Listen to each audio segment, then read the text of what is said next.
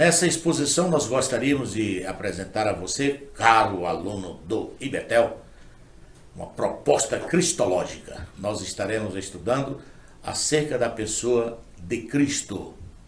Etimologicamente, cristologia é a palavra que traz a denotação do estudo da pessoa de Jesus. Ela vem de duas outras palavras gregas, Cristo e logia. Gostaríamos de saber se você sabe qual a importância do estudo da cristologia. Você conseguiria definir cristologia? Sua abrangência? Nós temos nesta aula a seguinte proposta: levar você a conhecer acerca da cristologia,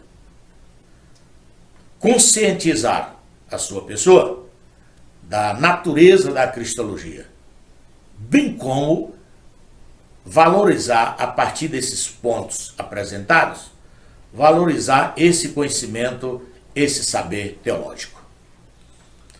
Introdutoriamente, nós estaremos ministrando acerca do Logos.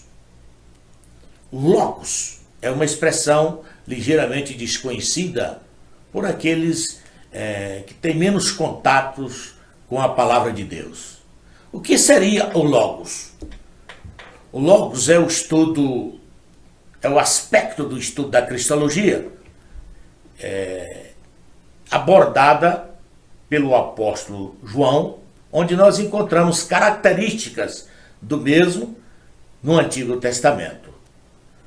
Mas, já no prólogo de João, ou seja, na introdução que João faz no seu evangelho, nós encontramos, a partir do versículo 1 até o versículo de número 4, uma abordagem joanina acerca do Logos. Gostaria de que você me acompanhasse nessa leitura.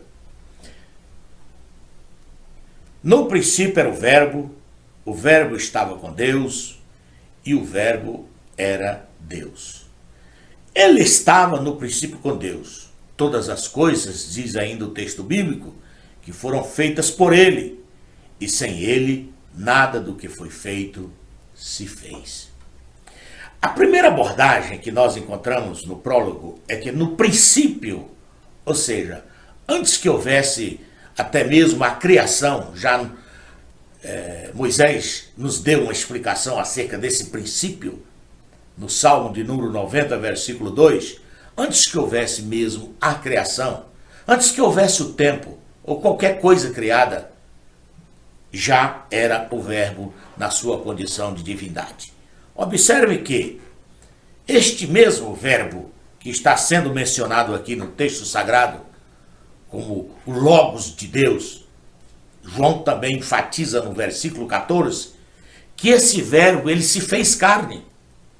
Ele entra na história humana, o Verbo entra na história humana, materializa-se, assume a forma, portanto, de um ser humano, como todo ser humano, ele nasce, cresce, desenvolve-se e assume a sua natureza humana.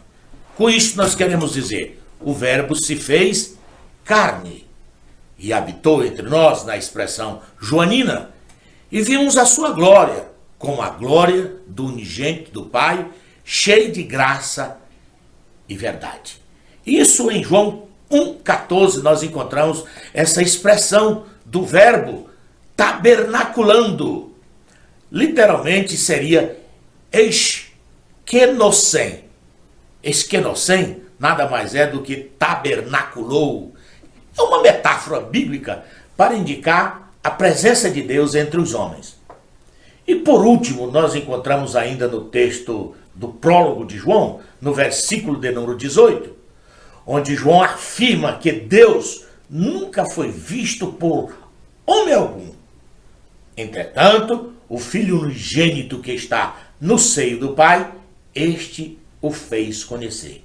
Ou seja, o Logos, enquanto humano, revelou o Pai, o tornando conhecido. Esta foi a proposta joanina de introduzir esta fala no princípio do seu evangelho. Observe que, neste evangelho, João vai ressaltar a divindade de Cristo. E nada melhor para João do que apresentar o Cristo já na sua eternidade, já na condição ainda de Logos. Observe o que ele diz, no princípio. Esse no princípio, no, corresponde a uma preposição grega em. Em princípio, antes que houvesse o tempo. Princípio aí é arquê. E arquê significa literalmente antes que houvesse o tempo. Antes que houvesse qualquer criação. Corresponde àquilo que Moisés escreveu em Gênesis capítulo 1, versículo 1. No princípio criou Deus os céus e a terra. Este ser criador dos céus e a terra representa a pessoa de Jesus na condição de Logos. Observe bem, o Logos no Antigo Testamento, ele aparece, ele se apresenta como o anjo de Jeová.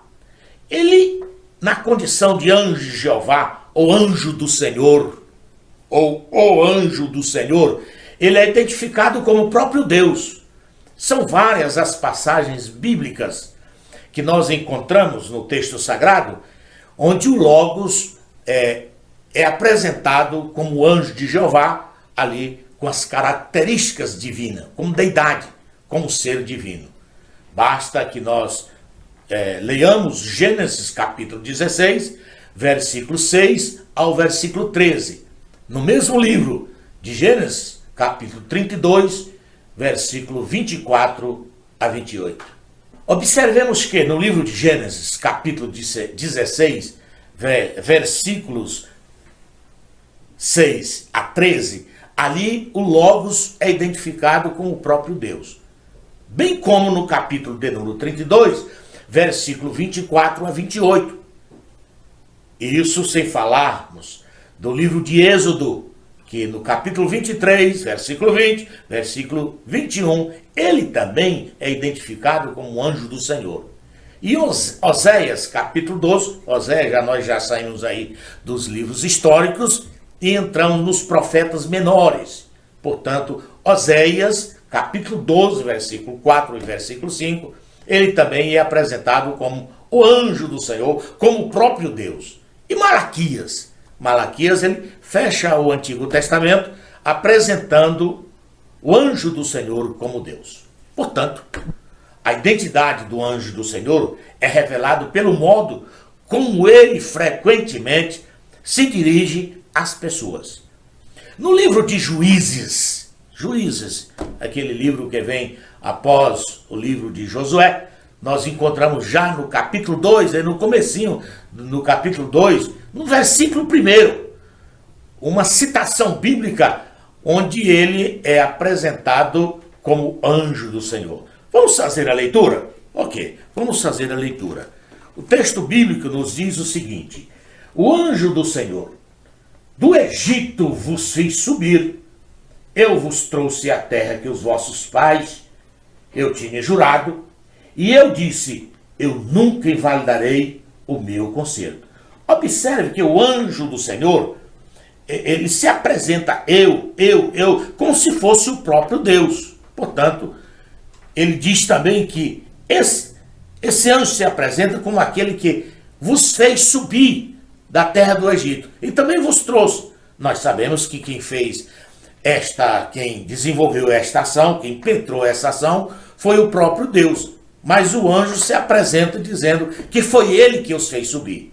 Isto, com certeza, é uma prova incontestável. Sim, esta é uma prova incontestável, veterotestamentária, de que o anjo do Senhor é Deus. E aí está a pessoa de Deus.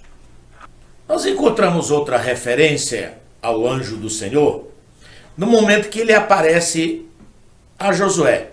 E isso está registrado no livro de Josué, capítulo de número 5, versículo 14. Essa aparição, esse momento em que Josué presta-lhe adoração, essa atitude nos leva a crer que esse anjo era uma manifestação do próprio Senhor Deus, portanto, da pessoa de Jesus Cristo no Antigo Testamento. Se assim não fosse, ora, se assim não fosse, o anjo do Senhor o teria proibido de ser adorado. Ele teria dito, assim como o anjo na revelação apocalíptica falou para João: não faças tal. Sou apenas um conservo teu. Adora a Deus. O anjo simplesmente aceita a adoração e orienta a Josué acerca daquilo que ele deveria fazer doravante. Ainda mais explicitamente, o anjo do Senhor, que apareceu a Moisés na sarça ardente, ele se apresenta numa linguagem assim, ele conversa com Moisés numa linguagem com muita clareza. E ele se dirige a Moisés como se fosse realmente o próprio Deus. Vamos dar uma olhada em Êxodo, capítulo 3, versículo 6. Êxodo, capítulo 3, versículo 6, assim está escrito: Eu sou o Deus de teu pai, o Deus de Abraão, o Deus de Isaque e o Deus de Jacó. Ora, quando eu faço essa entonação, assim, uma voz diferenciada, eu não estou querendo imitar a voz de Deus, eu estou simplesmente interagindo com você, a fim de que você possa compreender melhor que o anjo do Senhor se apresenta a Moisés como o próprio Deus. Ora, e desta forma, nós entendemos que estas passagens são por si só comprobatórias para que possamos assimilar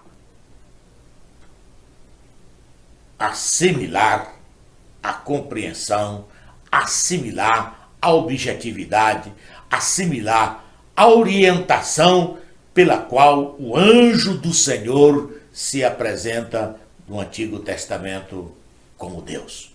Agora, João, como nós já vimos, João apresenta Jesus como Logos. E quando nós fazemos uma interação entre Antigo e Novo Testamento, quando nós fazemos esta relação, quando estabelecemos esta relação de que no Antigo Testamento o Logos era o anjo do Senhor, e no Novo Testamento João nos apresenta o Logos como o verbo da vida, como a palavra de Deus, não a palavra fonada, não a palavra falada, mas a palavra de Deus viva, em ação. O verbo, sim, é a tradução da palavra Logos, o verbo que se faz carne, como nós já falamos aqui, equinocém, que tabernaculou, ou seja, que fez morada entre nós. Como diz Paulo aos Gálatas, habitou entre nós, vindo pela ocasião da plenitude dos tempos. Nasce de mulher e tabernacula, participa, vive conosco entre os homens na condição de homens. E assim, esta primeira parte acerca do anjo do Senhor, nós damos por cumprida.